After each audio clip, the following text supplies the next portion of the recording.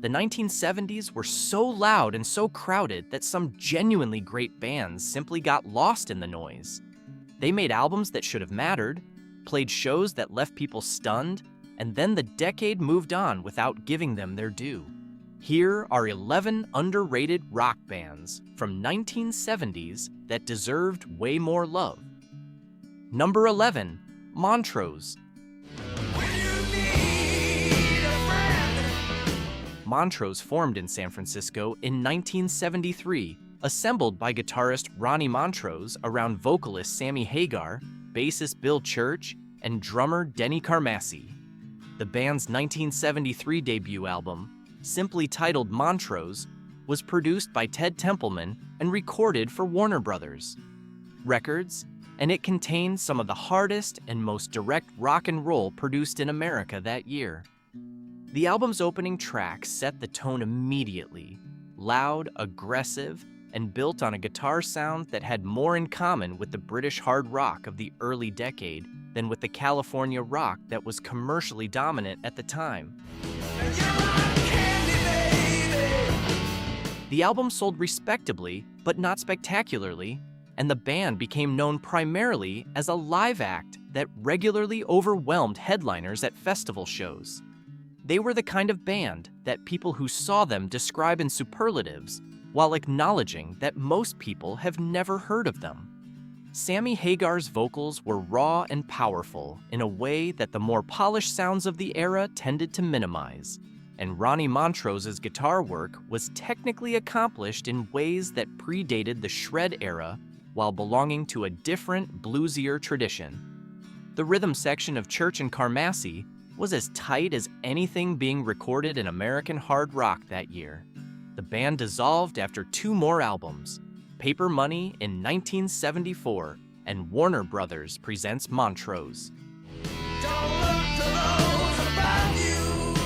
In 1975, as internal tensions and commercial pressure produced a rotating lineup that eventually included almost none of the original members, Hagar left to pursue a solo career that eventually led him to Van Halen, where he fronted the band through their most commercially successful chart period in the mid-1980s and beyond. Ronnie Montrose continued making music under various configurations of the name through subsequent decades, releasing solo albums and reforming the band periodically. He died in March 2012 in Millbrae, California. The debut album he made in 1973 is still the one that players who discover it tend to describe as a buried record that should have been enormous. A hard rock statement that arrived before the genre had fully identified itself, and that has consequently been filed in the footnotes of a history it helped to create. Number 10, Crack the Sky. And she sparkles and she shines. Crack the Sky were a West Virginia-based progressive rock band who formed in the early 1970s and released their debut album on Lifesong Records in 1975. The band consisted of vocalist and guitarist John Palumbo, guitarist Rick Witkowski, bassist Joe Makery, keyboardist Jim Griffiths, and drummer Bobby Hurd, and the music they made combined progressive rock complexity with an accessibility that prevented them from fitting comfortably into any single commercial category. Their debut album, Crack the Sky, was released in 1975 and received strong critical notices, including a positive review in Rolling Stone that generated significant industry attention. The follow-up, Animal Notes, was released in 1976. Both albums demonstrated a band capable of writing intelligent, melodically compelling rock music that had genuine emotional range. They say she's a lady. Moving between the dense and complex and the immediately accessible within the same track. The band's commercial trajectory was limited by factors largely outside their musical control.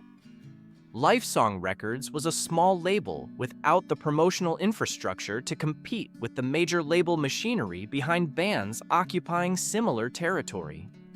Radio programmers were uncertain where to place them. Palumbo's songwriting was literate in ways that did not translate cleanly to the album-oriented radio format that was the era's primary commercial channel.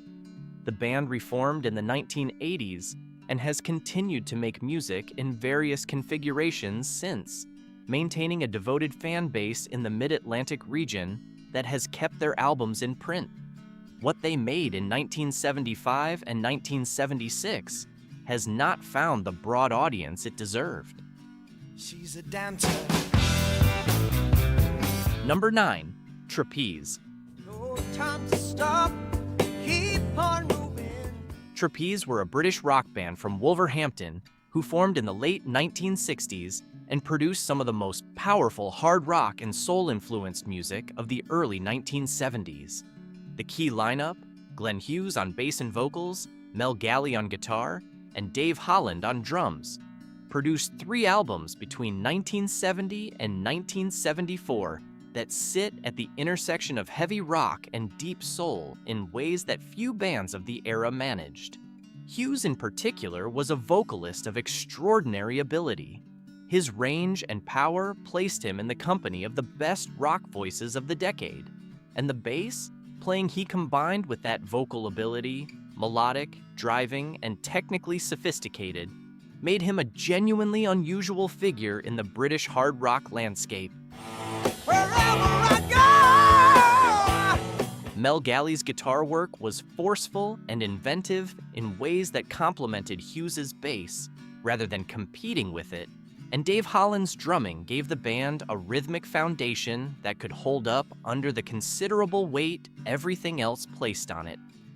The band's 1972 album Medusa is regarded by those who know it as a masterpiece of the hard rock genre, dense, powerful, and emotionally committed in ways that the more commercially successful hard rock of the period often was not. It received almost no mainstream attention at the time of its release. The 1970 album Trapeze and 1971's Medusa in the United States were distributed through Threshold Records, the label run by the Moody Blues, which had limited promotional infrastructure for hard rock. Never wanna settle down. I ain't got the passion. Trapeze never broke through to the commercial success their ability warranted, primarily because Hughes was recruited by Deep Purple in 1973 to replace Roger Glover and Ian Gillan in the Mark III lineup, an opportunity that was commercially extraordinary for Hughes personally and devastating for Trapeze's continuity. Holland later joined Judas Priest, becoming a foundational member of the British heavy metal act through some of their most commercially significant albums. Galley continued in various configurations. The people who built careers on what they heard in Trapeze's records include some of the most successful musicians of the following decades, and the original recordings themselves have become sought after by hard rock enthusiasts who encounter them through recommendation rather than radio history. Number 8. Starz. Starz were a New York hard rock band who formed in the mid-1970s from the remnants of a band called Looking Glass, whose 1972 hit Brandy, You're a Fine Girl, was one of that year's most recognized singles, and signed to Capitol Records in 1975. The lineup included vocalist Michael Lee Smith, guitarists Richie Rano and Brendan Harkin, bassist Peter Sweevil, and drummer Joe X. Ube. Their sound was hard, melodic, and built for radio in a way that should have translated directly to mainstream success. The band released 4 albums between 1976 and 1978. Starz, Violation, Attention Shoppers, and Coliseum Rock, that received consistent positive attention from the rock press, while failing to produce the breakout single that Capitol needed to justify continued major label investment. They were a band who sounded like stars without becoming stars, which was a position that the commercial music industry of the late 1970s was not designed to sustain for long. Starz are perhaps best remembered today for the fact that Kiss's manager, Bill Aucoin, brought them to Capitol, the same label and management infrastructure that was simultaneously turning Kiss into one of the most commercially successful rock acts of the decade. The comparison was not flattering to Starz in commercial terms, though musically, their albums were more sophisticated than much of what was selling. They disbanded in 1980.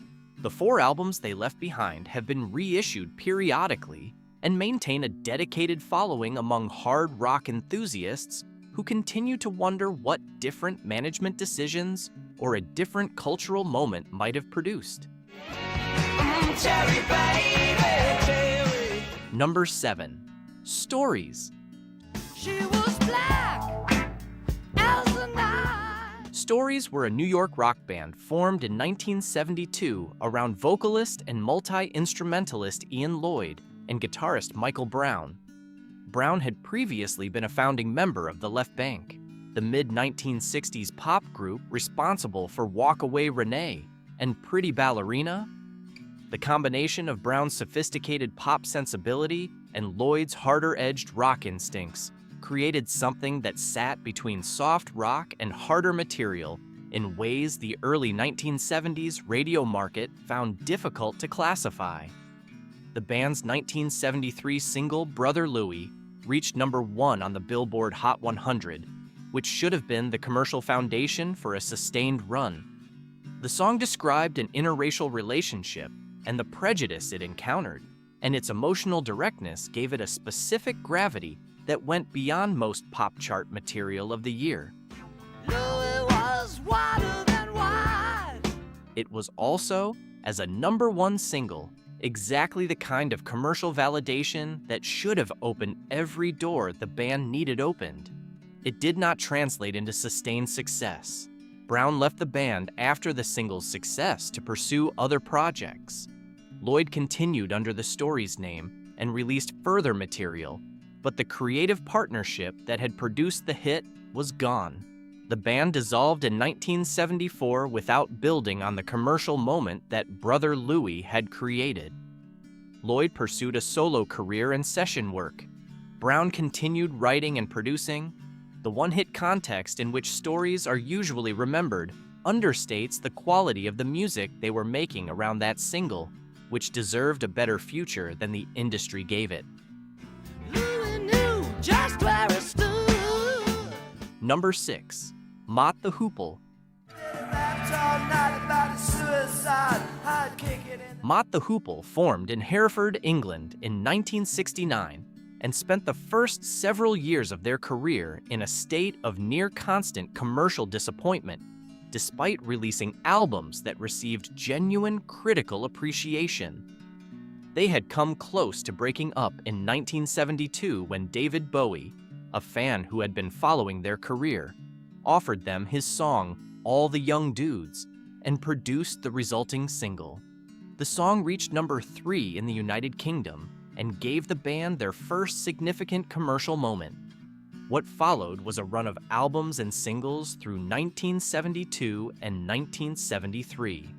All the Young Dudes, Mott, and the Hoople that represented the band at the peak of their powers and produced music that was genuinely original.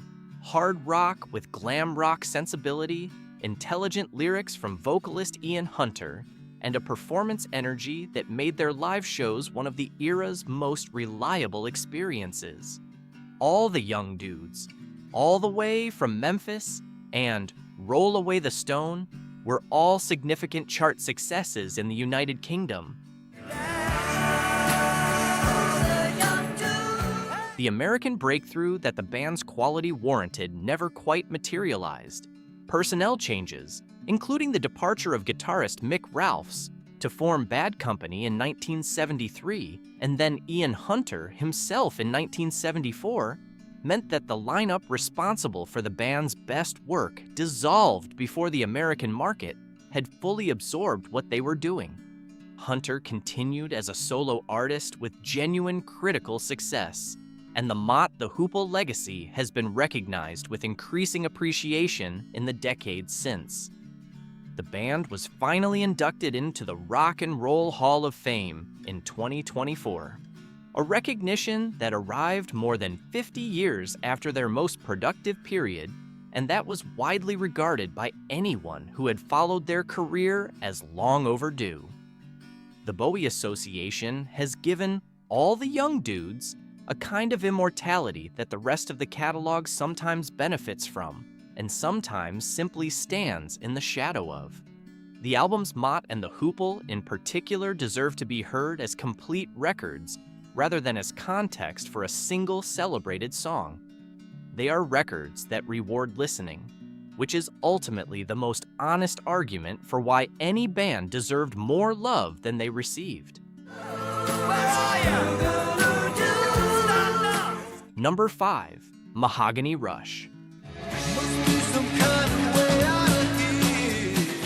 Mahogany Rush was a Canadian rock band built around guitarist Frank Marino, who emerged from a drug-induced hospitalization in 1970 with what he described as a dramatically transformed approach to guitar playing. Marino has told the story in interviews for decades. He had been hospitalized as a teenager following a bad drug experience, and when he recovered, he found that he could play guitar at a level he had not been capable of before.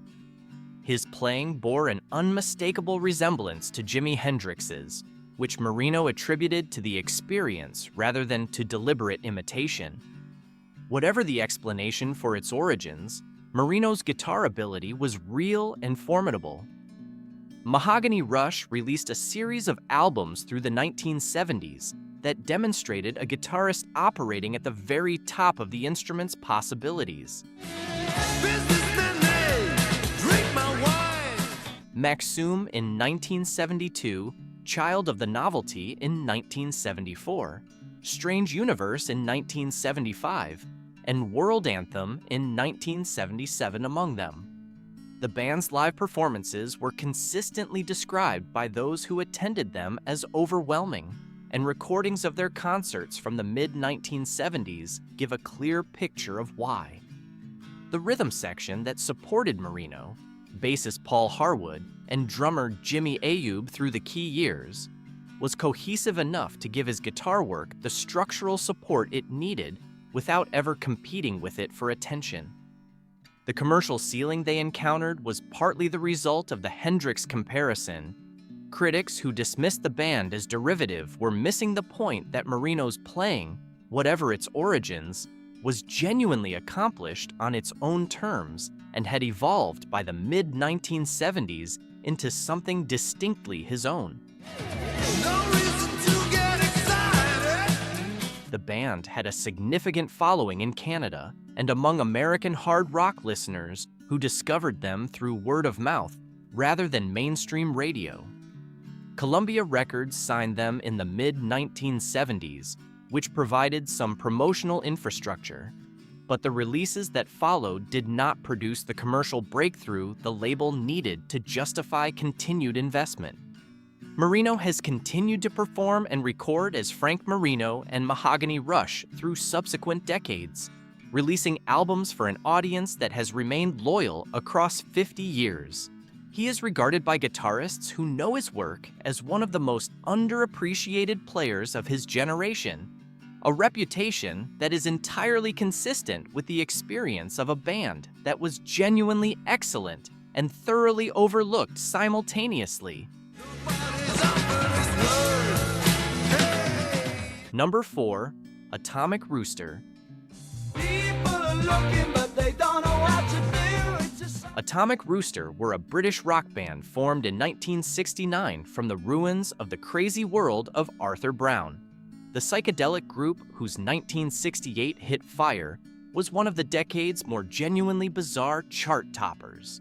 The founding members, organist and vocalist Vincent Crane and drummer Carl Palmer, assembled the initial Atomic Rooster lineup and released a debut album in 1970 that drew on the organ-heavy hard rock that was developing in parallel with the heavier guitar-based sound that would define the decade.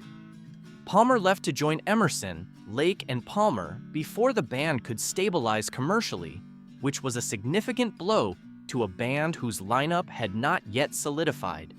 Crane rebuilt the lineup, a process that continued throughout Atomic Rooster's existence, and the band produced what many consider their best work in 1971 with the albums Death Walks Behind You and In Hearing of Atomic Rooster.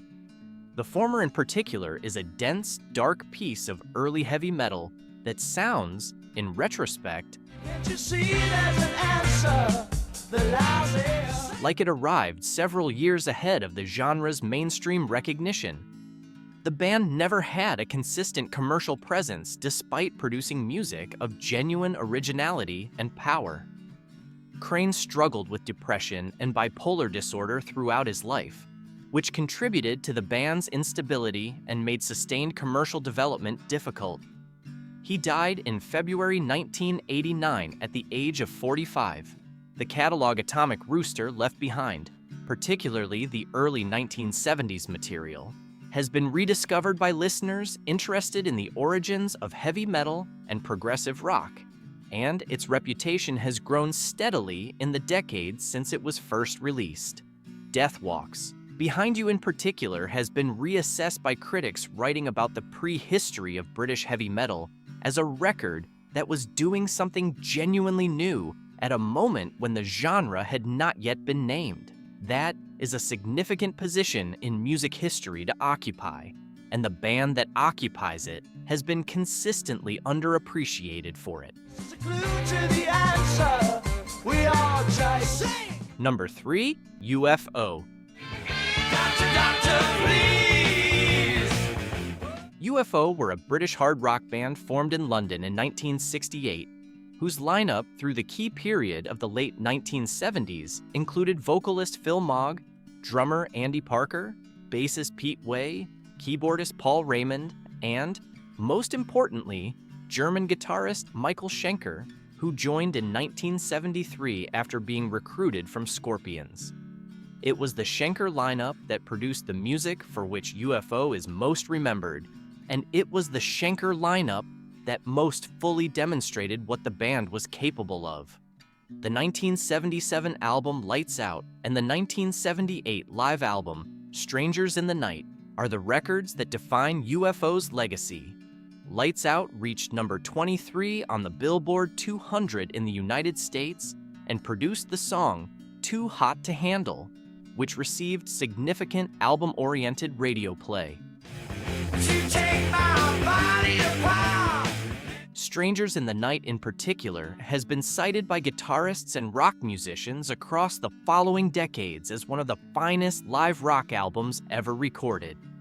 Schenker's playing, captured over multiple nights on that tour, demonstrates both his technical ability and his musical intelligence in ways that studio recordings could not fully convey. The album reached number 42 on the Billboard 200 upon its release, a commercial result that substantially underrepresented its quality and its influence on every young guitarist who heard it. The commercial success that followed was real but limited, particularly in the American market, where UFO had a devoted following on album-oriented radio without achieving the mainstream breakthrough that the quality of their output might have suggested was possible. Doctor, please. Schenker left the band in 1978 under circumstances that have been described in various ways by the parties involved over the years, and his departure ended the most productive chapter of the band's history. He returned briefly in later periods, but the chemistry of the late 1970s lineup was not fully replicable. UFO continued and reformed multiple times through subsequent decades with various lineups. Phil Mogg retired from touring in 2023, effectively ending the band's active performing life. Pete Way, the bassist whose energetic stage presence had been one of the band's live signatures, died in August 2021. The records they made with Schenker between 1973 and 1978, Phenomenon, Force It, No Heavy Petting, Lights Out, and Obsession, in addition to Strangers in the Night, remain the measure of what the band was at its best, and the reason guitarists who came after them continue to return to that catalog. Far away from you. Number 2, Foghat. Foghat were a British-American rock band formed in 1971 from the remains of Savoy Brown, the British blues band whose alumni included a remarkable number of musicians who went on to significant subsequent careers.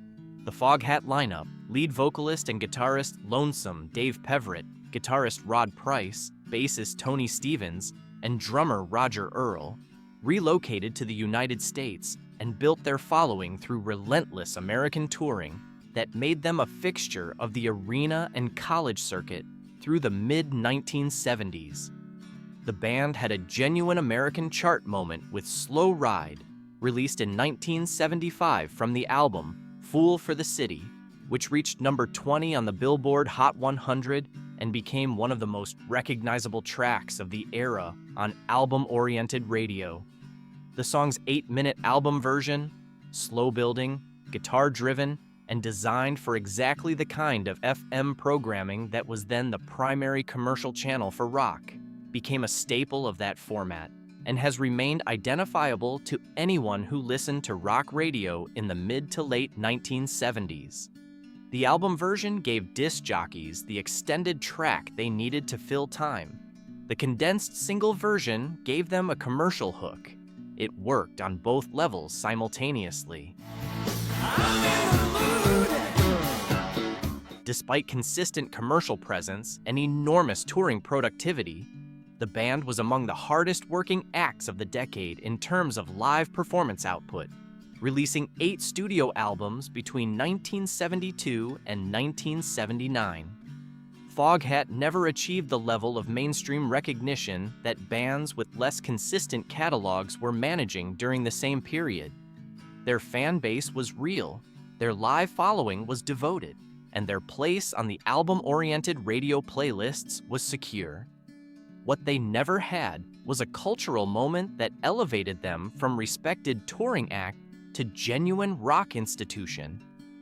Peverett died in February 2000 from kidney cancer at the age of 56. Rod Price, the guitarist whose slide work had been one of the band's musical signatures, died in March 2005.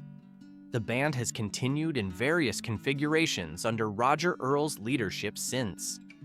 The catalog they built through the 1970s, particularly Fool for the City and the 1977 live album Foghat Live, is considerably more substantial than the single-song recognition suggests, and Slow Ride deserves to be understood as the accessible entry point to a larger body of work, rather than as the entire story. Number 1, Roxy Music. Roxy Music formed in London in 1971 around vocalist and songwriter Brian Ferry and the experimental musician Brian Eno, who was processing synthesizers and tape effects in ways that had no precedent in rock music at the time. The initial lineup also included guitarist Phil Manzanera, saxophonist Andy McKay, and drummer Paul Thompson.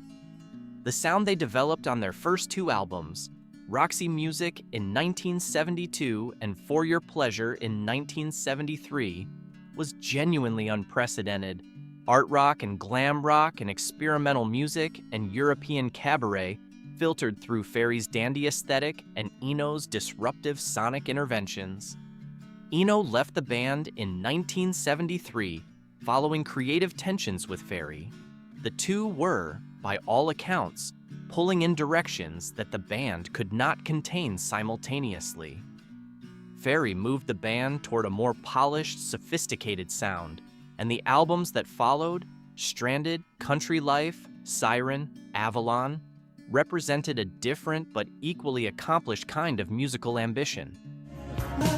Love is the Drug, released in 1975, reached the top 10 in the United Kingdom and found some American radio audience. Avalon in 1982 was a commercial success in both countries. The reason Roxy Music belongs on this list, despite their real commercial success, is the persistent underestimation of their influence and the underrepresentation of their catalog in the popular memory of the decade.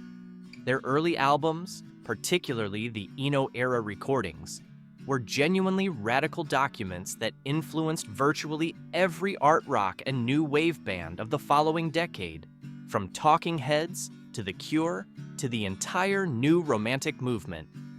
The polish of their later work allowed them to be filed as sophisticated pop rather than examined as the innovative and risk-taking band they had been since 1972. They were inducted into the Rock and Roll Hall of Fame in 2019, which was widely regarded as long overdue. The albums they made between 1972 and 1975 deserve to be as well known as anything from that era. The 1970s had no shortage of talent. What it had a shortage of was space at the top for everyone who deserved it. These 11 bands made music that holds up, and most of them never got the recognition they earned. If you enjoyed this video, please like and subscribe so you never miss what we put out next.